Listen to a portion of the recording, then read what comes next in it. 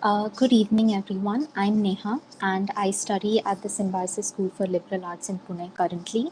My work here has been guided by Dr. Radhika Seshan and Dr. Arnav Das, and so I would like to begin by acknowledging their guidance in shaping my work at the MRC.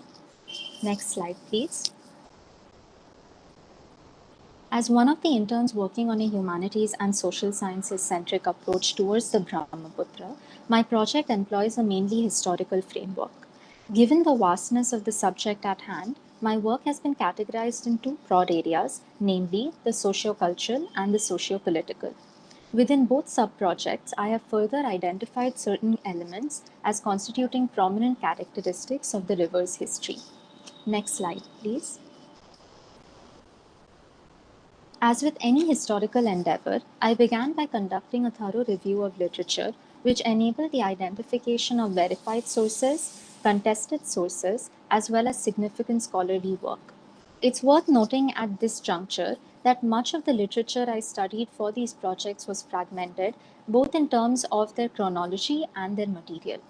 The reason for this is that Assam and the Brahmaputra have typically been neglected within the ambit of popular cultures within popular approaches within academia, and their preservation is correspondingly impacted.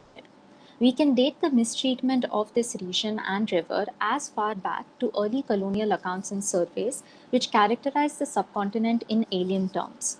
In fact, well-known Western scholars like Edward Cade went so far as to claim that the science of history was unknown to the early inhabitants of Assam before 1228 AD, before which nothing definite was known, and our only information consisted of some dubious and fragmentary references in the Mahabharata, the Puranas, and the Tantras. The significance of such claims for contemporary concerns of policy, security, and development is twofold. First, it imposes a complete separation between myth and history. And second, it erases the rich historiography of this region prior to foreign presence, when it is precisely this indigent documentation that has led to one of the most abundant archives in the country over time. Note that this information is produced by natives, making them a valuable perspective in studies of these kinds. Examples of such native sources would be the Buranjis, which literally translates to stores that teach the ignorant. The research areas, therefore, began to take shape within a distorted landscape of Eurocentric misconceptions, national treatment and mistreatment, and the growth of the historical disciplines with specific reference to archived materials. Even as we attribute academic negligence towards the river, it is true that the Brahmaputra has remained largely untamed, especially when compared to the Indus, the Nile, and so on. We might even say that the river has mounted its own opposition to the civilizing mission. Let us consider the socio-cultural project first. Characterizing the Brahmaputra as natural as well as historically produced with reference to its geological and cultural forms allows us to understand how the history of the river has been shaped by geological contingency as well as human labor. Historical records demonstrate the utility of the river in the provision of a geographical passage for goods-based exchanges in the areas surrounding it. Other sources establish its centrality to the rule of dynasties and empires, as seen in accounts outlining the Mughals' attempted invasion of Assamese borders, for instance. Therefore, vernacular sources and Western historiography provide rich resources to understand Assam's monarchical past as well as Assam's associations with the riverine system. A thorough perusal of these sources reveal interesting interactions between elements of kinship, gender, and heritage and memory. Reconstructing the river's historical presence requires partial constructionist approaches, given that we are drawing from the meaning-making processes of communities close to the river and river dependence in the past. This study concerns periods from the 13th to the 18th centuries, which carry the marks of the Ahoms, the Kutch, the Bhuyans, and the British. Within these identified periods of study, we have our most prominent themes, which necessitate attention because they demonstrate trends over time. Other sources, such as those outlining Mughal interaction with the Assamese region, are important because they talk about the failure of the dynasty in manipulating the river to their own ends in their conquering mission. And then we have sources such as colonial discourse, which cite the harnessing of the Brahmaputra for wealth trains, particularly through the tea industry and the cultivation of jute. Finally, this study is carried out using a post-colonial approach, rooted of course in the historical discipline. Additionally, typically under-examined local indigenous influences on the region's cultural landscape are emphasized within this study, demonstrating the significance of integrated studies of riverine systems and human habitation trends. The second project, the socio-political project, attempts to trace patterns from before the 13th century as far back as the 5th actually, hoping to reveal a lesser known perspective on the social relationships of communities with the Brahmaputra without ignoring their pre-modern economic aspects. Foreign accounts here include texts that do date a little later in the timeline that we've identified, such as the Akbarnama, which was translated in 1877, or the Alamgirnama, translated in 1936. The reason we date them a little further down the line is precisely because their translations cannot be separated from the ideologies of the time that they were translated in, even if they were produced at an earlier time. Then we have accounts of foreign travelers such as Ralph Fitz's, written during the 16th century. Surveys are another unexpected resource base. As Kohn argued, the conquest of India was a conquest of knowledge. During the period of 1770 to 1820, the English learned Indian languages, developed pedagogical and scholarly apparatus, and began codifying. In 1784, Warren Hastings explained the real purpose of surveying natives. Every accumulation of knowledge, and especially such as is obtained by social communication with people over whom we exercise dominion founded on the right of conquest, is useful to the state. And this is precisely why we are able to track a Western-oriented Indian past through these sorts of accounts. I want to draw attention to one such account of the Sundarbans in 1837 that goes accordingly. This bit of the world looked like it had been left unfinished when land and sea were originally parted. The separation of the terrestrial from the maritime has posed a problem for the discipline of maritime littoral studies itself because it allows little scope for multidisciplinary frameworks of comprehension. It is important to note that maritime studies extend beyond immediate coastal presence, and therefore this study looks to extend the influence of the Brahmaputra beyond geographically proximal groups. What impact has the river had on the region's economy, social structures, political institutions, and even languages?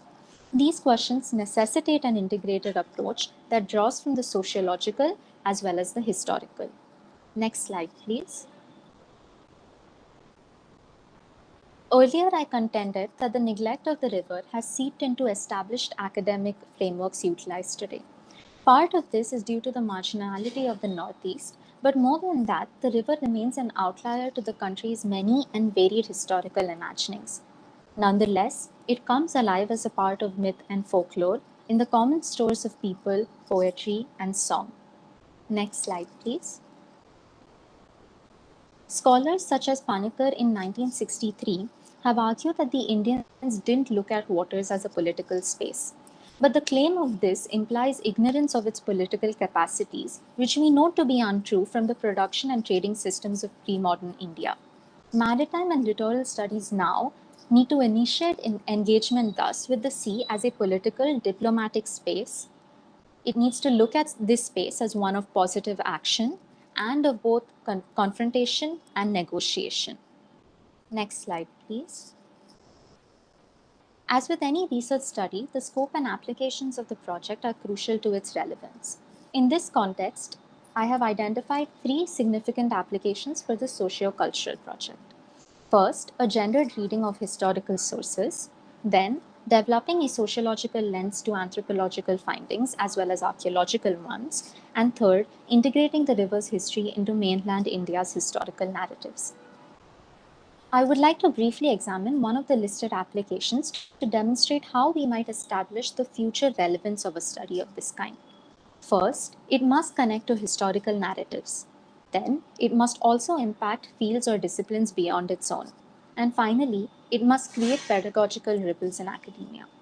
For instance, the question of gender in Brahmaputra's history cannot be answered without first laying down the processes through which the riverine system and communities developed and reiterated gender identities and hierarchies. Let us consider the river's nomenclature. Tibetan historical sources simultaneously list Sita and Sangpo as names for the river, even though the former is feminine while the second is masculine. The connotations attached to the name, namely that of pure and cold, are malleable, perhaps suggesting the fluidity of gender conceptualizations in the region. Other instances of the importance of gender in our analysis of historical resources are when we look at female leaders within dynasties and empires and within certain masculinist discourses of interpretation and presentation of the Brahmaputra, and how they were able to use the river for their own continuation or the preservation of their lineages. The teleological narrative that I am now attributing here is connected to the current global world order, wherein the fluidity of gender notions is demonstrated through their vast variety. When we think of governance, security, and politics, we seek to include stakeholders of the most vulnerable categories. And to do this, we look towards our past and use it to inform present outreach programs that are informed, sustainable, and inclusive. Next slide, please. In the socio-cultural study, one rejects the presumptions that meaning is intrinsic to things and that the universe itself has a pattern. Things exist, but it is humans who impose abstractions about the necessity of their existence and who construe the nature of their essence. In particular, historical sources through which we map constructions and systems of the past are devices that humans have created both to construct meaning for themselves and to construct meaning for the things that they see around them. As such, these objects do not reflect or present meaning that already exists independent of humanity. In the socio-political study too, one moves away from such normative approaches. What we see then is that it is possible to delineate very precise discourses which draw from spatial cultures, social organizations, and boundaries. Then, the river itself is a human construction as much as it is a geological phenomenon, and its characteristics and temperament bear human marks. Various viewpoints yield different versions of the Brahmaputra. This is why memory and knowledge become so pivotal in this overall research project, because we are able to access local geographies, esoteric knowledge, divine symbolism, and contextualized cultures. How do communities and academics think of the Brahmaputra's history? This project ultimately seems to suggest that they do so within schemas that combine the cognitive with the semiotic and the personal with the discursive. Thank you.